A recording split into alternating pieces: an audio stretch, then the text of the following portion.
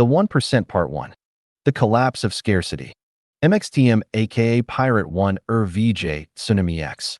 April 6, 2026. The 1% Part 1. The Collapse of Scarcity. A Post-Scarcity Transition Doctrine. By Pirate 1st, MXTM. Introduction. The World After Scarcity. We are entering the first era in human history where intelligence is no longer scarce.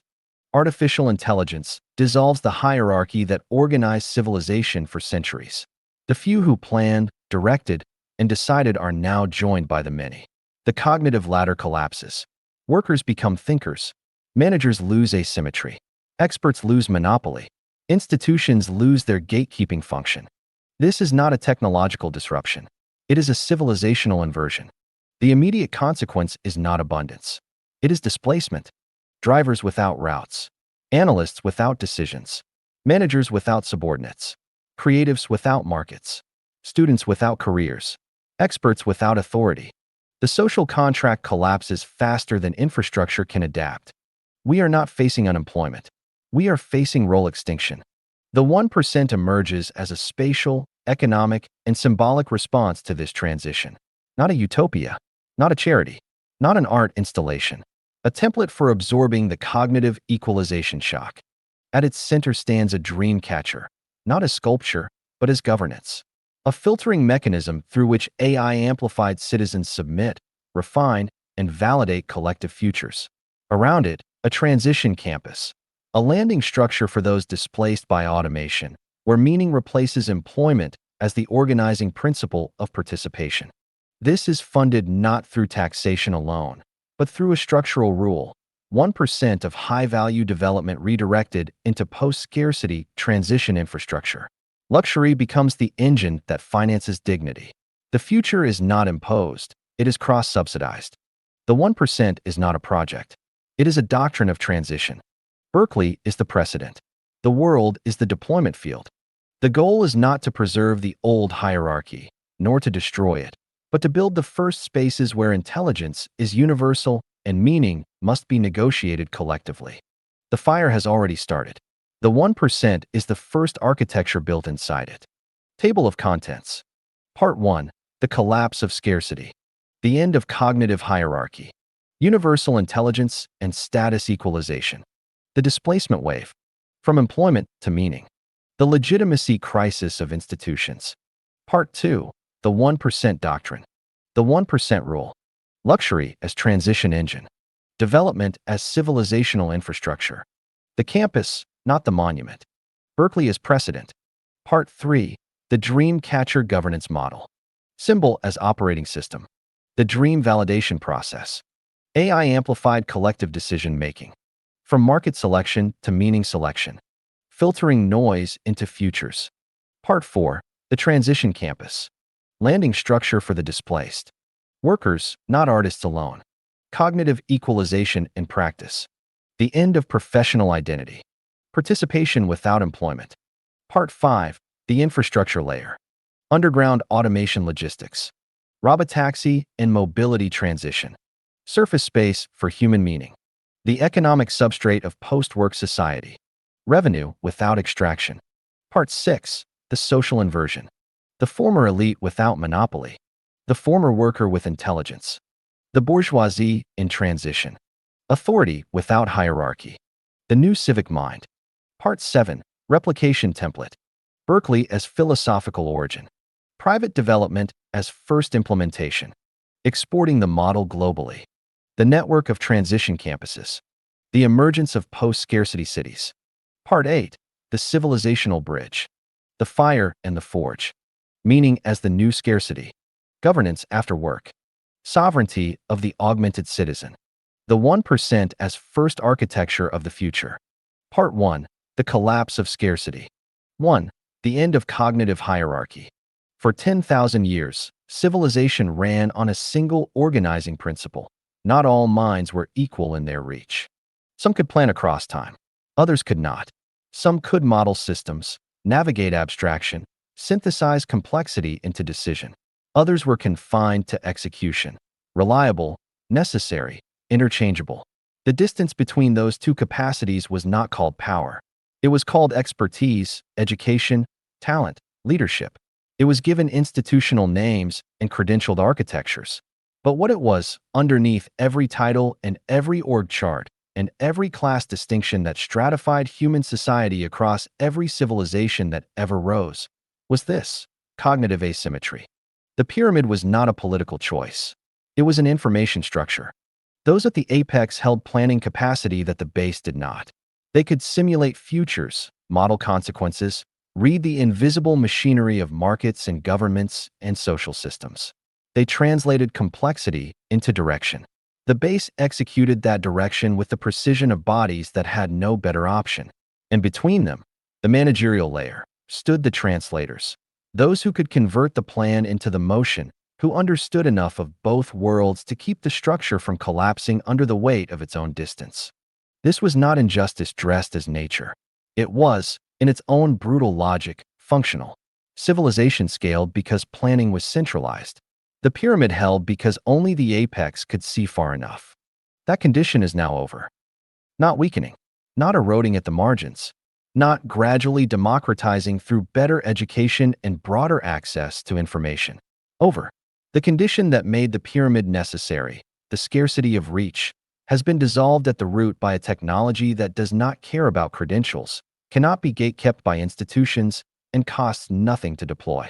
Intelligence, as a tool of navigation, is now available to anyone who claims it. This is not a metaphor.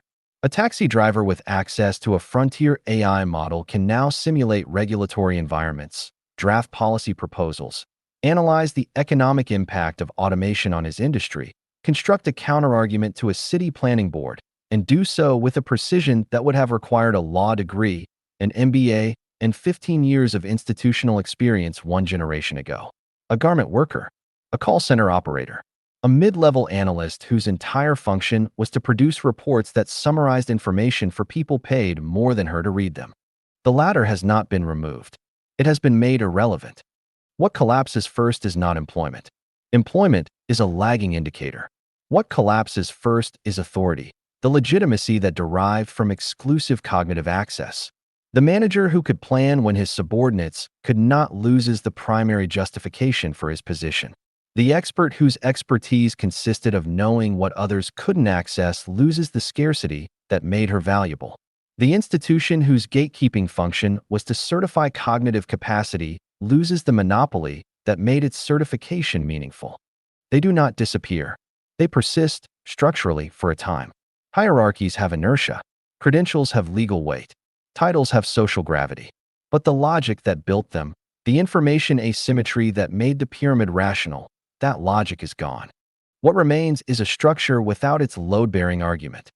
This produces a specific and historically unprecedented form of crisis, a legitimacy vacuum, not a power vacuum. The old class still holds capital, land, legal infrastructure, institutional position. But the story that justified those holdings, the story that said these people can do what you cannot, and that is why they sit where they sit, that story can no longer be told with a straight face. The cognitive hierarchy ends not with a revolution, but with a cancellation. Not canceled by force, but by irrelevance. The pyramid does not fall. It becomes see-through. And into that transparency pours something the pyramid was never designed to contain: the full cognitive participation of everyone who was previously excluded from the apex by the simple fact of not having been born into access. This is not liberation in the romantic sense. Liberation implies a struggle overcome. What is happening is closer to a phase transition, a change in the state of the medium through which civilization runs. Water does not struggle to become steam. It simply reaches temperature. We have reached temperature. The question that follows is not political. It is architectural. When the cognitive hierarchy dissolves, the spaces it organized dissolve with it. The office exists because planning required centralized minds and proximity. The university exists because knowledge transfer required institutional gatekeeping. The management layer exists because translation between apex and base required a dedicated class. The professional credential exists because cognitive scarcity required certification. These are not evils to be abolished. They are structures that answered a question that is no longer being asked. What fills the space they leave behind is the problem of our moment. Not the only problem. The collapse is generating others, faster than institutions can name them. But the foundational one, the one beneath which every other question about displacement, dignity, governance, and meaning is nested. When intelligence is no longer scarce, what is civilization organized around? The 1% is an attempt to answer that question, not in theory, but in space. In matter. In the allocation of land and capital and symbolic weight toward a different organizing principle, not hierarchy of capacity, but commons of meaning. The cognitive hierarchy ends. The architecture of what comes after it begins here. 2. Universal intelligence and status equalization. There is a word that recurs in the literature of technological disruption that deserves to be retired: democratization. It implies a political process, a transfer of rights, a redistribution of access, a struggle culminating in broader participation. It frames what is happening as a gift extended downward from those who held the tool to those who did not. It preserves, even in the act of describing inclusion, the primacy of the original holder. What is actually occurring is not democratization. It is equalization, a term with a different center of gravity. Equalization does not require a giver. It is a condition produced by the collapse of the differential. The gap closes not because someone opened a door, but because the wall behind the door ceased to exist. The distinction matters because it changes the political character of the moment entirely. Democratization produces gratitude toward the extender of access. Equalization produces something far more structurally disruptive. It produces peers where there were none before. And peers do not owe the origin of their capacity to anyone. Consider the speed at which this is occurring. The cognitive tools now available to anyone with a device and a connection are not lagging versions of what elites use. They are the same tools. In some configurations, they are better, unconstrained by the institutional inertia that slows deployment inside large organizations, unconstrained by the liability calculus that makes corporations hobble their own instruments. The displaced taxi driver, the redundant analyst, the graduate without a career path, they are running the same model as the consulting firm that just eliminated 3 of its junior tiers. In some respects, they are running it with less friction. This has no historical precedent that maps cleanly. Previous technological equalization events were slower and partial. The printing press democratized text over centuries. Electricity democratized energy over decades. The internet democratized information over years. But information is not the same as the capacity to act on it with expert-level sophistication. What is being equalized now is not access to data. It is access to reasoning at scale, the capacity to synthesize, model, argue, plan, design, and decide across any domain at a level that was previously gated behind years of credentialed accumulation. That is a different order of disruption. Status, in every society that has preceded this one, has been organized partly around this cognitive differential. Not entirely. Status also tracks capital, bloodline, beauty, social network, institutional position. But the cognitive differential was the one that felt most legitimate, most meritocratic, most defensible in the language of modern liberal society. You could argue against inherited wealth. You could challenge the arbitrariness of social capital. But expertise, demonstrable, testable, trained capacity, that was the form of hierarchy that modernity had settled on as fair. It is now evaporating. Not instantly, and not without resistance. The institutional structures that certified and protected cognitive hierarchy will not dissolve on a timeline that matches the technology. Universities will continue issuing credentials for disciplines whose expertise has been partially or fully absorbed by AI. Professions will maintain licensing requirements whose primary function has shifted from quality assurance to market protection. Corporations will retain managerial layers whose planning functions are now executable at a fraction of the cost by the people those layers once supervised. But the internal experience of the differential, the felt sense of cognitive distance between those who plan and those who execute, that is already collapsing. It is collapsing in every meeting where a junior employee arrives with AI-assisted analysis that exceeds what their manager produced. It is collapsing in every courtroom where a self-represented litigant arrives having processed more relevant case law than the opposing counsel expected. It is collapsing in every planning session where a community organizer with a phone produces a proposal that a consulting firm would have charged 6 figures to develop. The hierarchy is losing its interior logic before it loses its exterior structure. This is the condition that makes the current moment uniquely volatile. The structure persists. The justification for the structure has gone. What fills the space between those two facts is not stability. It is status anxiety at civilizational scale. Those who built their identity on cognitive distinction, and that is most of the professional class in every advanced economy, are experiencing something that has no clean name. It is not job loss, though job loss follows. It is not poverty, though economic precarity follows. It is the dissolution of the story they were told and told themselves about why they occupied the position they occupied, about what they were worth, about why the pyramid made sense and why they belonged where they stood on it. That experience is not limited to the apex. It runs through the entire structure.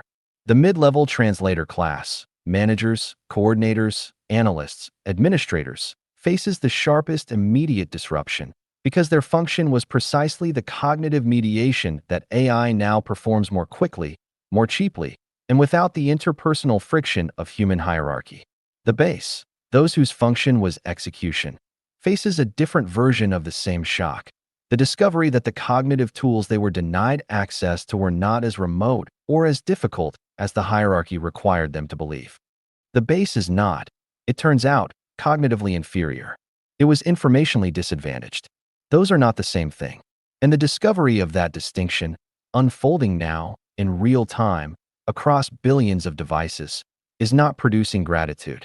It is producing something closer to retrospective clarity about the nature of the arrangement they were part of. None of this moves in straight lines.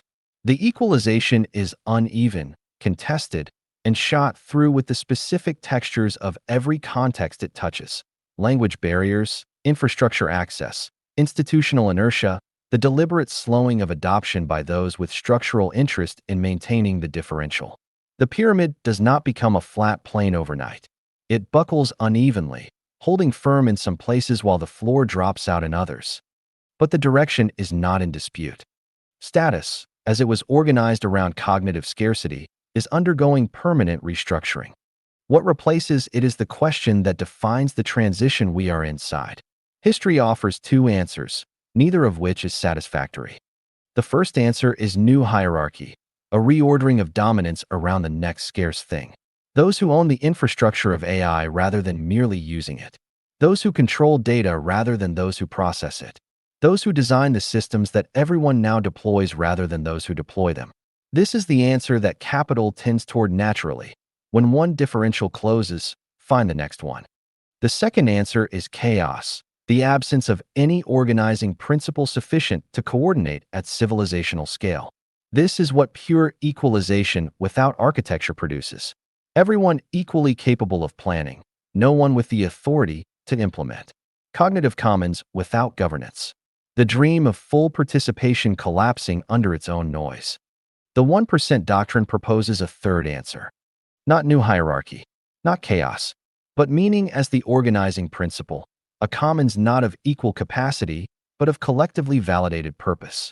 A structure in which the question is no longer who can think, but what do we decide is worth thinking toward? That is a harder question than the one cognitive hierarchy answered. Hierarchy answered it badly, but it answered it fast, with the clean illegitimacy of force dressed as merit. The commons answers it slowly, with the difficult legitimacy of collective sense-making. The apparatus for that sense-making is what this doctrine describes. It begins with the acknowledgement that the equalization is real, irreversible, and already underway. That the pyramid is not being dismantled, it is being vacated from inside. That the space it leaves behind is not empty, but contested. And that the first civilizational task of this moment is to build the structures inside which the contest can be held without becoming catastrophic. Status equalization is not the end of difference. It is the end of the difference that power used to justify itself. What comes after that ending is not given. It must be designed. 3. The displacement wave. Displacement is not a new word in the vocabulary of technological change. It has appeared at every major inflection point in the history of industrial civilization, always carrying the same reassurance attached to it like a tag that cannot be removed. The displaced will find new work. New industries will absorb them. New categories of labor will emerge to replace the ones that disappeared. The weavers became factory workers. The factory workers became service workers. The service workers became knowledge workers. The system metabolizes its own disruptions. Trust the process. That argument has a historical record that justifies, at minimum, being taken seriously. The record is real. The metabolism is documented. Previous displacement waves did, in aggregate, produce new employment categories that absorbed the populations they ejected from old ones. Not cleanly, not without generational suffering, not without political violence and social rupture at the seams, but eventually. The arc bent, eventually, toward reabsorption. The argument being made here is not that this time is different in the sense of popular catastrophism, the phrase deployed whenever someone wants to claim special urgency without having to defend the claim. The argument is more specific and more structurally precise. This displacement wave has a different target. Every previous wave displaced physical or procedural labor. Machines replaced hands. Automation replaced repetitive sequences. The displaced worker was, in the economic vocabulary of the transition, a body performing a task that a mechanism could perform faster, at lower cost, with less variance. The solution, imperfect, painful, but eventually operational, was to find new tasks that bodies could perform that mechanisms could not. That solution worked because the cognitive layer remained intact. The displaced weaver could not plan the factory, but the factory needed planners, and the planners were human, and their children could become planners if the educational infrastructure was built to support the transition.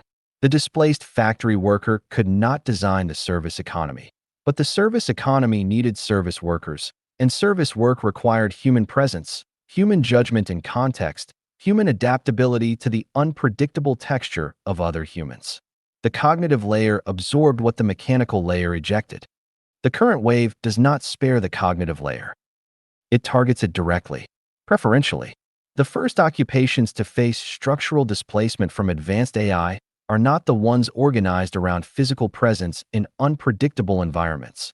The plumber, the carpenter, the nurse performing hands-on care, the chef navigating a kitchen at service. The first occupations to face structural displacement are the ones organized around cognitive processing.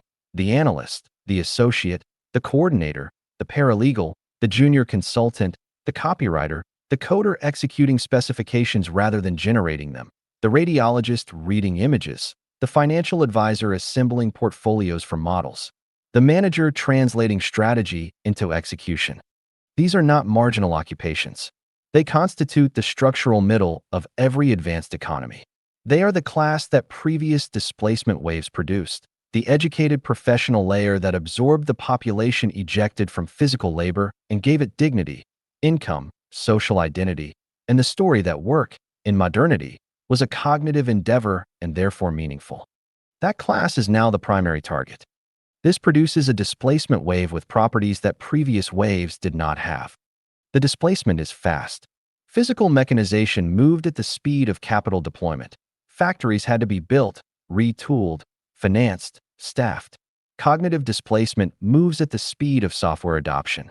A law firm does not need to build a new facility to reduce its associate headcount by 30%. It needs a subscription. The displacement is simultaneous across sectors. Previous waves were sector-specific: textiles, then steel, then manufacturing, each with a lag that allowed adjacent sectors to begin absorbing displacement before the next wave hit.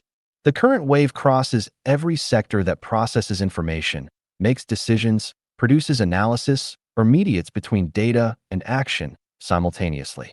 There is no adjacent cognitive sector to absorb the overflow because the overflow is universal. The displacement targets the buffer class. In previous transitions, the middle, the educated professional layer, served as the social shock absorber between the disrupted base and the stable apex. They managed the transition. They designed the retraining. They administered the safety nets. They ran the institutions that caught the falling. When the buffer class is itself the target of displacement, the question of who administers the transition becomes structurally unresolvable by the mechanisms that handled it before. The reabsorption argument weakens. The standard response to displacement anxiety, new categories will emerge, depends on those new categories requiring human cognitive labor at scale. The new categories emerging from AI development require fewer humans at higher cognitive levels, selected from a smaller pool. The long tail of new employment generated by previous technological transitions was composed of tasks that required moderate cognitive capacity distributed widely.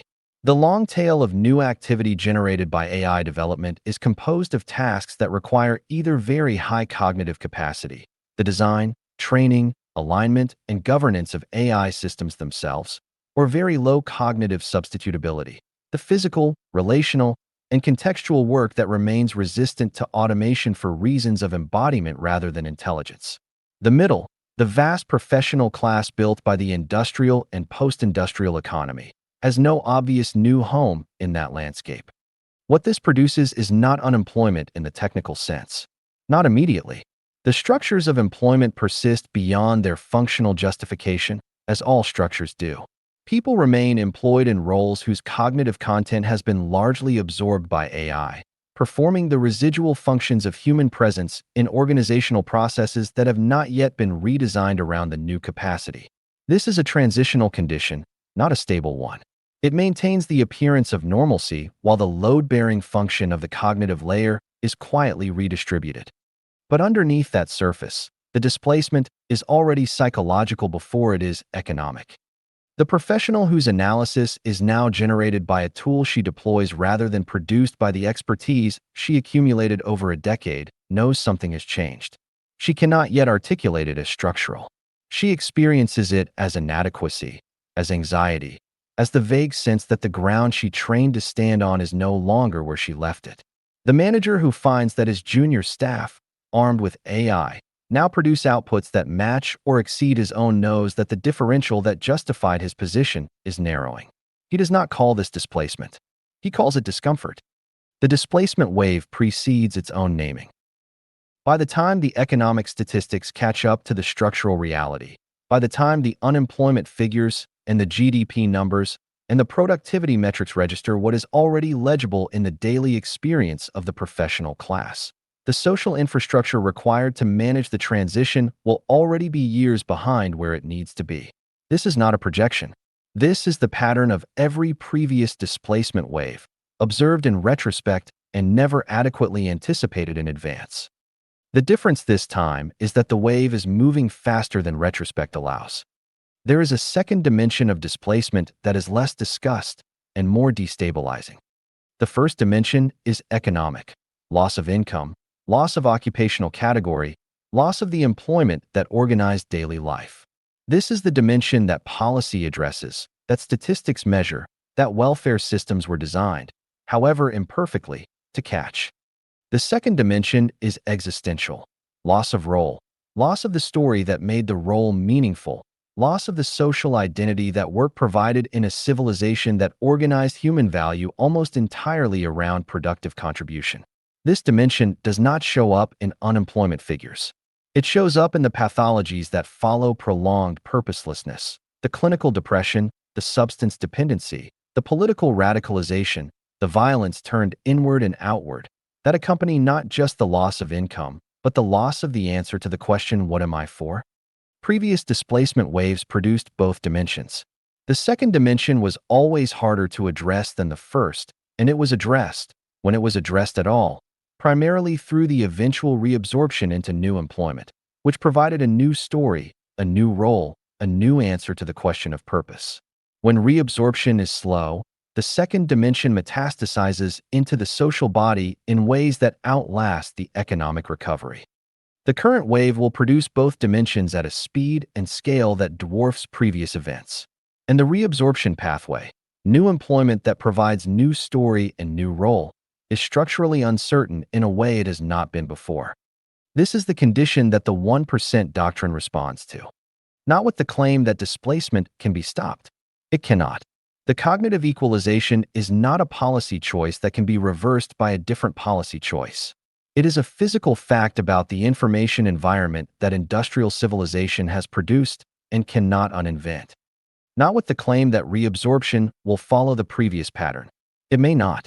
The honest position is that the pattern is uncertain, that the timelines are uncertain, that the scale of disruption in the middle of the cognitive distribution is unprecedented, and that the mechanisms that managed previous transitions were designed for a different target, but with a different claim and a different architecture built around it.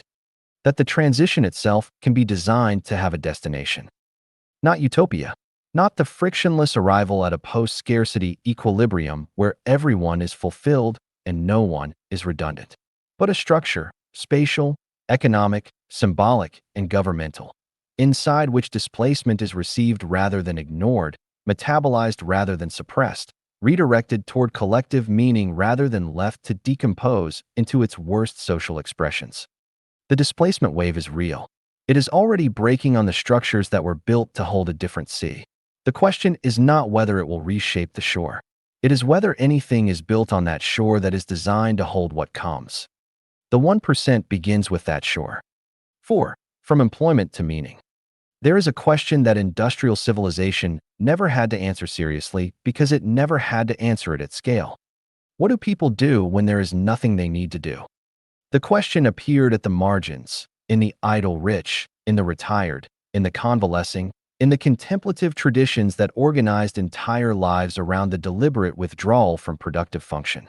It was answered, in those marginal cases, with leisure, with devotion, with the cultivation of interior states that the working world had no time for. But these were edge conditions. The center held. The center was work. The center was always work, not as preference, but as necessity, not as chosen orientation, but as the gravitational field inside which human life in complex society was organized from the moment of waking to the moment of sleep. Employment was never only economic.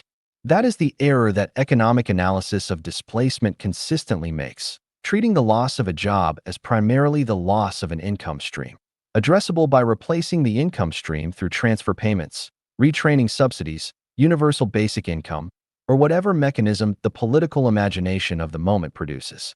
The income matters. Its loss is real, and its consequences are immediate and physical. But the income was never the only thing the job was doing. Employment was the primary delivery mechanism of at least 6 things that human beings in modern industrial society required and had no other reliable system for obtaining. Structure. The job imposed temporal architecture on the day, the week, the year. It answered the question of when to wake, where to be, what to do next. In its absence, the question of how to organize time, which sounds trivial and is not, becomes a daily confrontation with a freedom that most people were never trained to inhabit. Identity. The question, what do you do, is the question, who are you? In the social grammar of industrial civilization, occupation was not merely descriptive. It was constitutive. It told you and others what category of person you were, what world you moved in, what could be expected of you, and what you could expect in return.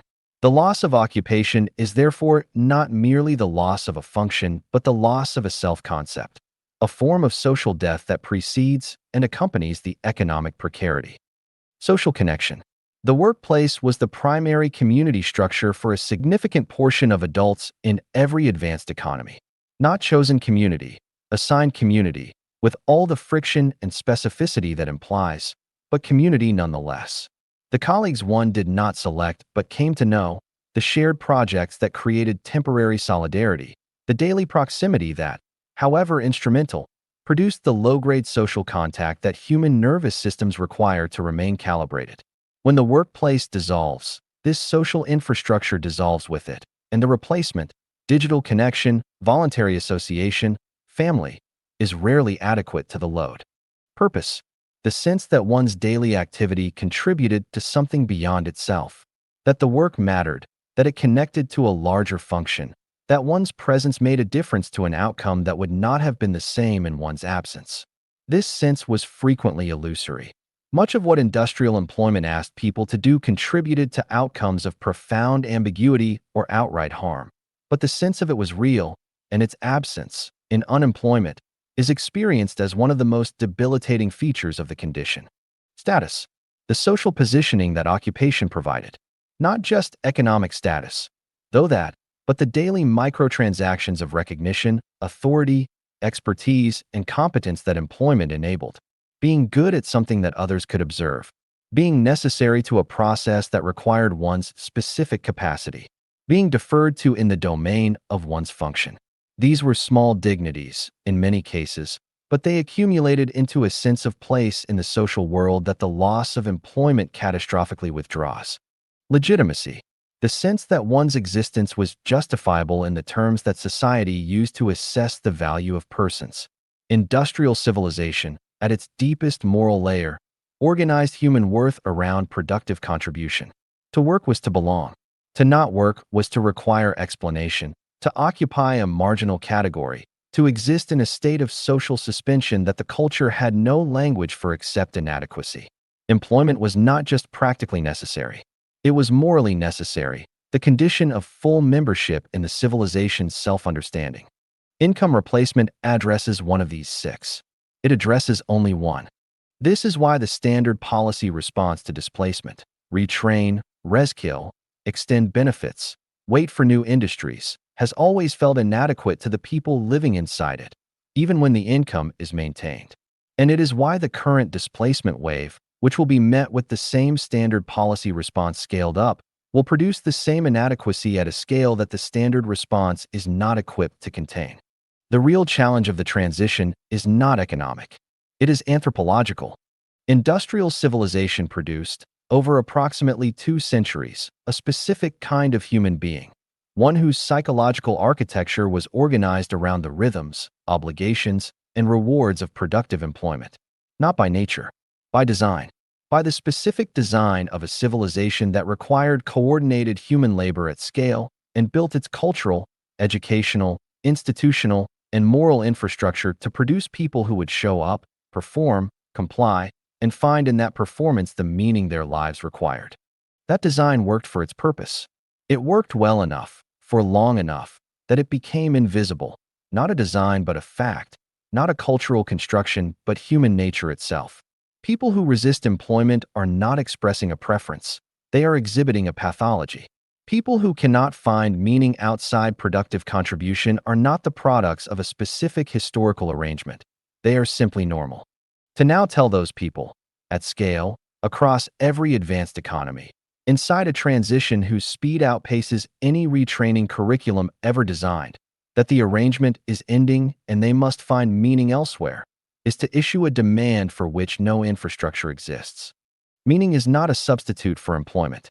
It is a different organizing principle for human life that requires its own architecture. And architecture requires design. This is where the productive imagination of the transition has, almost without exception, failed. The political response to displacement imagines income floors and retraining programs. The philosophical response imagines leisure and self-actualization. The technological response imagines that new industries will emerge fast enough to absorb the displaced before the social fabric tears beyond repair.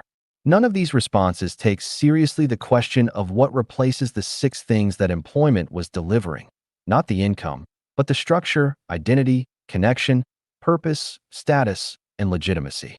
None of them proposes a space where the transition from employment to meaning can be lived rather than simply theorized. The transition from employment to meaning is not a philosophical journey. It is not accomplished by reading the right books or adopting the correct attitude or understanding that one's value as a human being is not contingent on one's productivity. These recognitions are available to individuals and change almost nothing at the structural level, because the problem is not individual misunderstanding. The problem is that the civilization's infrastructure, its spatial organization, its temporal rhythms, its social architecture, its governance mechanisms, its funding flows, is built entirely around employment as the organizing principle, and it has no equivalent infrastructure for the organizing principle that is being forced upon it. You cannot move from employment to meaning by removing employment. You can only make that move if the infrastructure of meaning already exists to receive the transition. That infrastructure does not currently exist. This is not an accident and not an oversight. It is the predictable consequence of building a civilization around scarcity. In scarcity conditions, the allocation of everything, time, space, capital, social recognition, follows productive function. What produces is funded. What does not produce is marginal. The non-economic is permitted to exist in the carefully bounded spaces that the economic allocates to it: the weekend, the vacation, the retirement, the church, the gallery, the park. These spaces are real. They are not nothing, but they are residual. What remains when the productive function has been satisfied, allocated at the margins of a system whose center is elsewhere. Meaning, in a post-scarcity civilization, cannot be residual. It must be central. And centrality requires infrastructure that does not yet exist at scale: spatial infrastructure, economic infrastructure, governance infrastructure, symbolic infrastructure. What does the infrastructure of meaning look like? It looks like spaces that are not organized around production, but around participation, where the question asked of those who enter is not what can you contribute economically, but what do you propose to do with the time that is now yours? Where the validation of that proposal is not market selection, will someone pay for this, but community sense-making. Does this matter to us collectively? It looks like governance mechanisms that can process the noise of universal cognitive participation, the AI-amplified proposals, the democratized ambitions, the suddenly articulable dreams of people who were never before given the tools to articulate them, and filter that noise into actionable collective priorities without replicating the hierarchies of the system being left behind. It looks like economic substrates that are not dependent on the productivity of their inhabitants, funded instead by the surplus of the system that is displacing those inhabitants through mechanisms that redirect a fraction of the value generated by automation back into the transition spaces of the people automation has displaced. It looks like symbolic anchors, physical objects, architectural gestures, spatial forms, that make the organizing principle of meaning legible in the built environment the way that factories and offices made the organizing principle of production legible. That's say, in the language of space. This place is not organized around what you produce. It is organized around what you are becoming. It looks, in short, like the 1%. Not as the complete answer. No single doctrine, no single spatial intervention, no single funding mechanism is the complete answer to a transition of this scale. But as the first instance, the proof that the infrastructure of meaning can be built inside the infrastructure of scarcity, using the surpluses of the very system generating the displacement, beginning in a specific place at a specific scale and replicating from there. The transition from employment to meaning is not optional. It is being imposed by the same technological forces that are dissolving the cognitive hierarchy and producing the displacement wave. The only question is whether it is designed or undesigned, whether the infrastructure of meaning is built in advance of the collapse of the infrastructure of employment or built in its rubble. History does not favor building in rubble. The social pathologies of undesigned transition, the political radicalization, the violence, the authoritarian responses to the vacuum, are better documented than any alternative. They are the default outcome when displacement outpaces design. The 1% is the argument that the default outcome is not inevitable, that the transition can have an architecture, that the architecture can precede the collapse, that meaning can be a destination rather than a consolation, and that the first place where that argument is made physically, in land, in capital, in governance, in the daily life of people moving from what they were to what the civilization now requires them to become, will be not merely a project, but a precedent. The world is watching for precedents. We are building one. 5. The legitimacy crisis of institutions. Institutions do not fail when they stop working. They fail when they stop being believed. This distinction is not semantic. It describes a specific and historically recurring pattern in which the functional collapse of an institution lags its legitimacy collapse by years, sometimes decades, a period during which the institution continues to operate, to issue credentials and verdicts and policies and degrees, to collect fees and enforce compliance and command deference, while the population it serves has already, in its interior experience, withdrawn the belief that makes those operations meaningful. The lag is dangerous precisely because it is invisible in the aggregate statistics. The university still graduates students. The credential still appears on the resume. The professional still holds the license. The court still issues rulings. The regulatory body still publishes standards. Everything continues. But something has gone out of it. Not the mechanism, but the faith. not the procedure but the conviction that the procedure is connected to anything real. We are inside that lag now, across every major institution of industrial civilization simultaneously. This simultaneity is the thing that has no precedent. Legitimacy crises have occurred before, specific institutions in specific places at specific historical moments, losing the belief of specific populations for specific reasons. The Catholic Church in the 16th century, colonial administrations in the 20th, financial institutions in 2008. These were local collapses within a system that remained capable of offering alternatives. Other institutions, other authorities, other sources of the structure and meaning and legitimacy that the failing institution could no longer provide. What is occurring now is not local. The cognitive equalization produced by artificial intelligence is dissolving the epistemic foundation of institutional authority across every domain at once, because every domain of institutional authority rested, at some depth, on the same foundation, asymmetric expertise. The institution knew things you did not. The institution could do things you could not. The institution's gatekeeping function was justified by the genuine scarcity of the capacity it certified and protected. When that scarcity dissolves, the justification dissolves with it.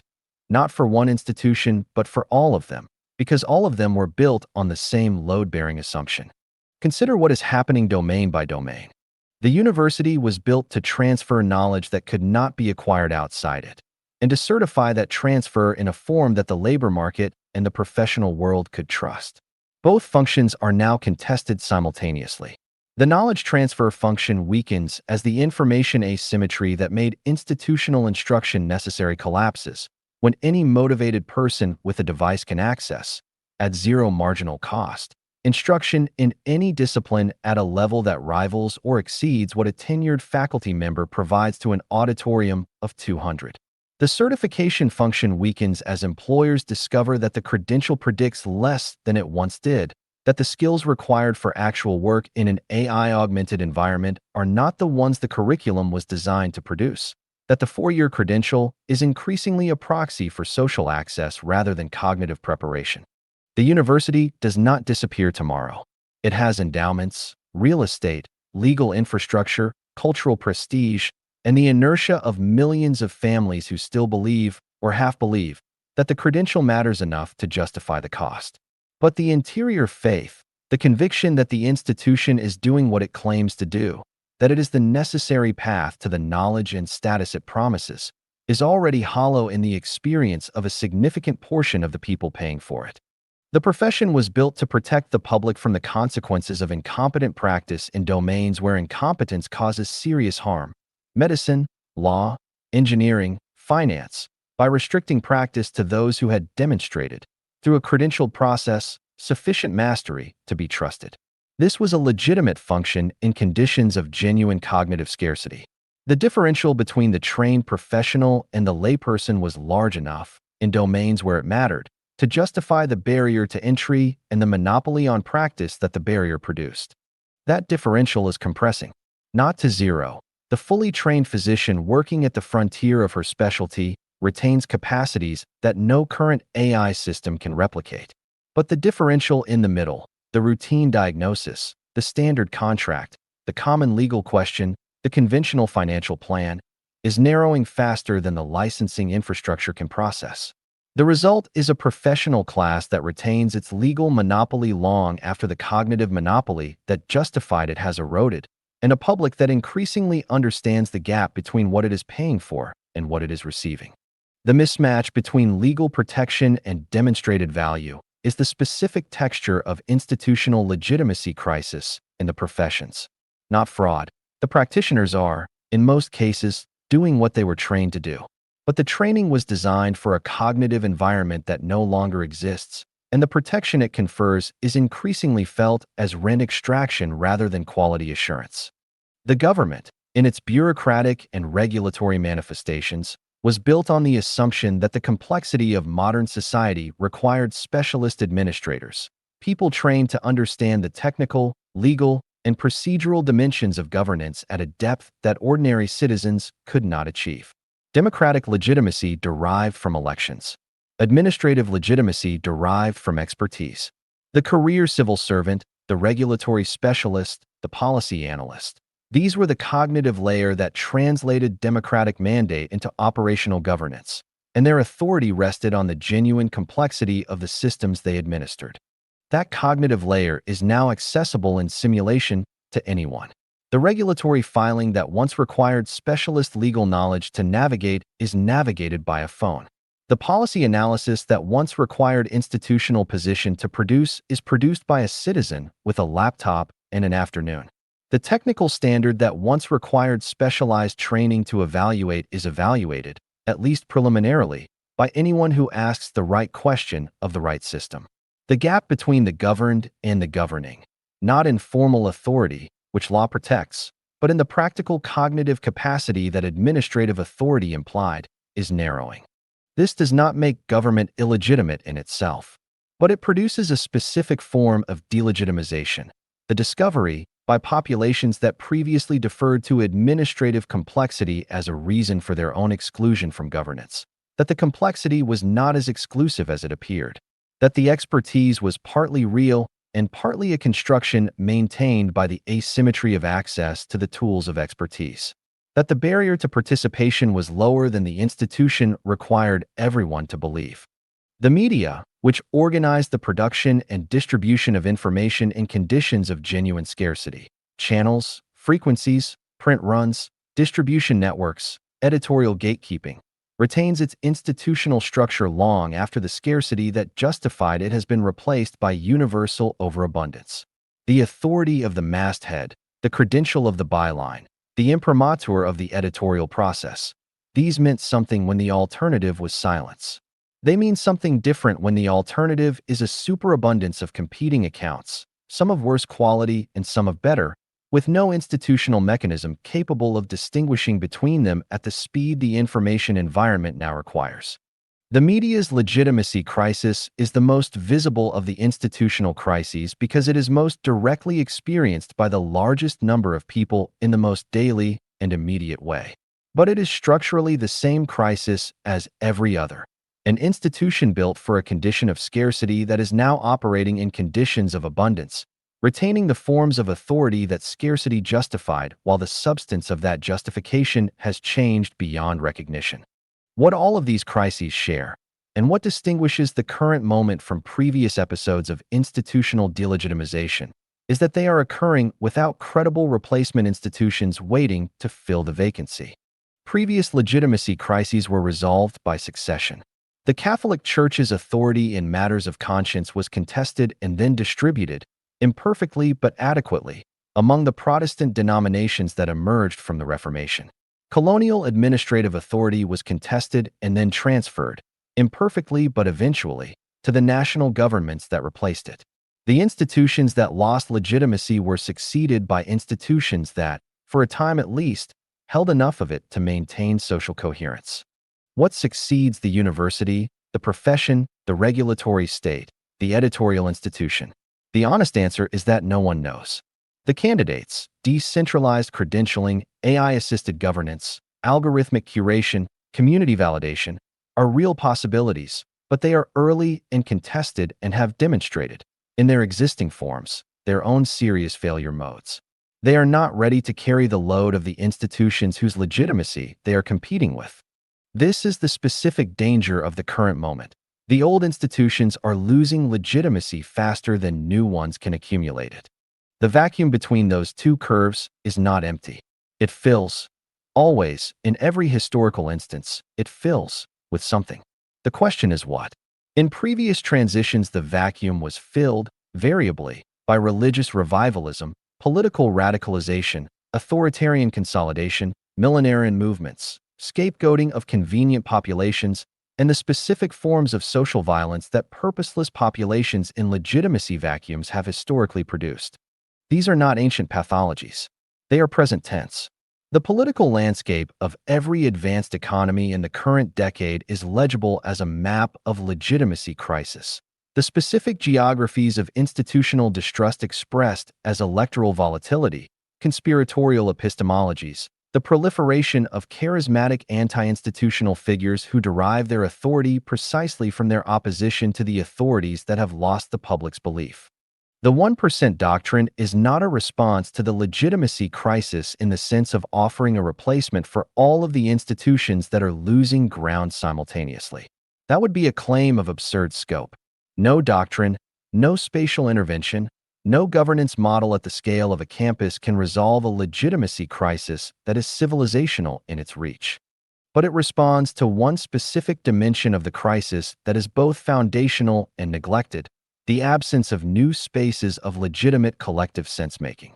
Institutions derive their legitimacy from the belief that they are doing something real on behalf of the people they serve, certifying something genuine, governing something effectively, producing something true, distributing something fairly. When that belief withdraws, the institution loses its authority not because it is formally abolished, but because the people who were its audience have stopped treating it as the authoritative voice in its domain. What replaces the authoritative voice is not silence. It is collective voice, the distributed, ungoverned, often chaotic process by which populations without trusted institutional arbiters attempt to determine together what is true, what is valuable, what should be done.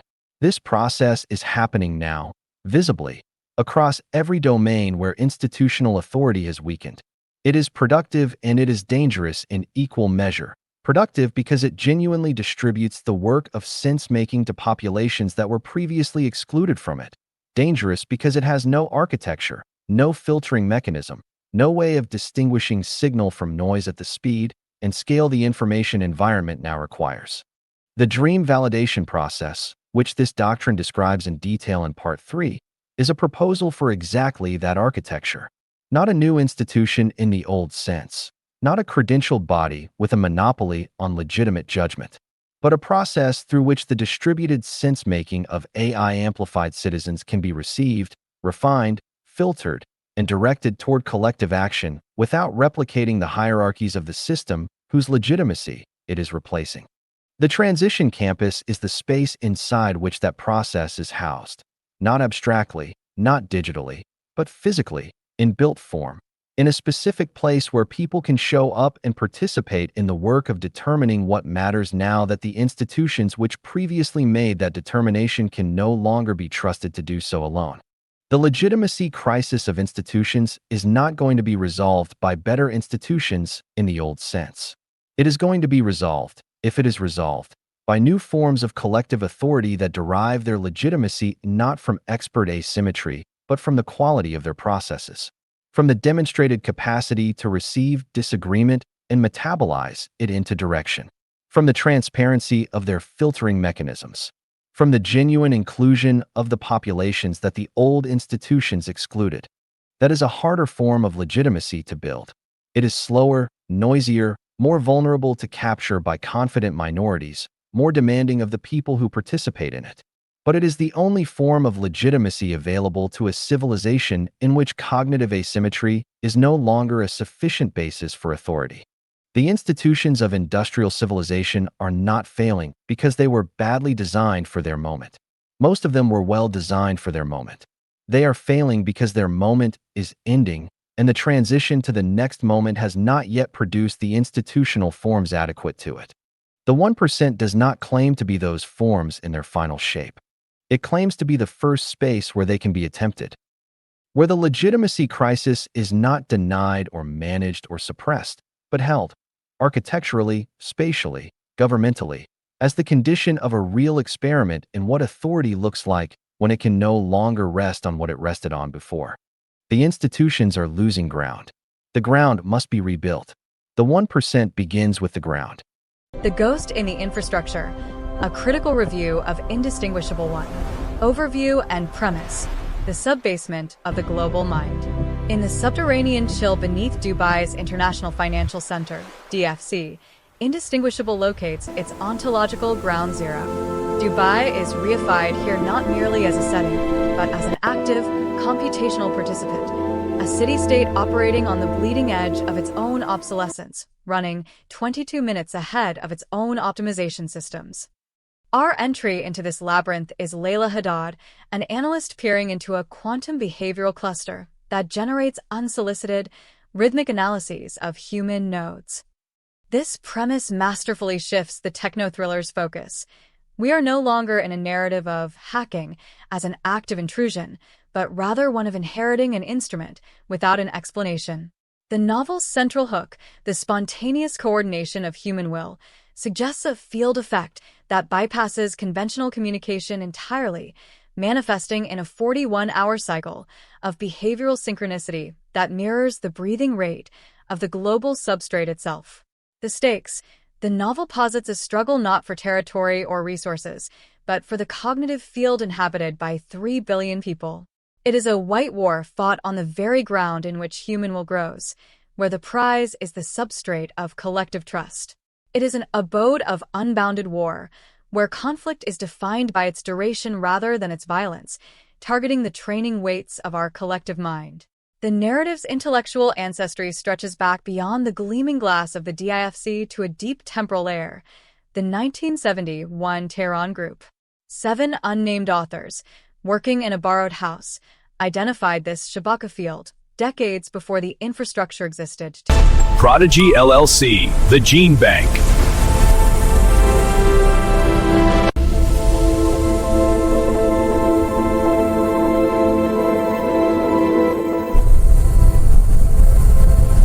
When everything is free, your genome is the only asset left. There was a time when men traded oil, then data, then attention. Now they trade children. Not the loud, sticky kind that spill juice on the marble floors of Aspen. The quiet kind. The frozen kind. The kind sealed in nitrogen vaults beneath tax havens and biotech sanctuaries. In the age of post-scarcity, material hunger ended. AI optimized agriculture. Energy fell from orbit like confetti. Work dissolved into hobby. Currency collapsed into reputation. Reputation collapsed into algorithm. When everything became abundant, value had to retreat somewhere. It retreated into the cell, into the double helix, into the wet archive of possibility. Welcome to Prodigy LLC, the world's first vertically integrated genomic exchange. Part hedge fund, part fertility clinic, part sovereign microstate. All smile, no fingerprints. They don't sell babies. They sell probability. Spermjackers of the elite. Procreative variations. A guide to futurelings, baby. Read full story. Related reading. This one's sanitized. Next. Got it. Holding for review. Good. Keep the pace up. Period 12 MXTM. Substack. Dispatch from the cognitive insurgency. The revolution wasn't fought. It was deployed. The crisis failed. Blockades collapsed. Control is obsolete. It takes a pirate to catch one. Amazon rarely provides restitution for lost royalties and what indies can do about it.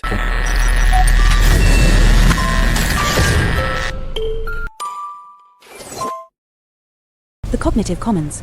Reclaiming intelligence from corporate and state hegemony.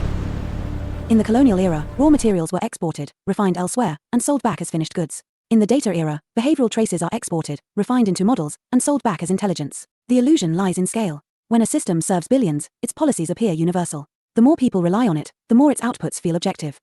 Consider how alignment pipelines are built: curated datasets, reinforcement learning from selected evaluators, red teaming guided by institutional priorities.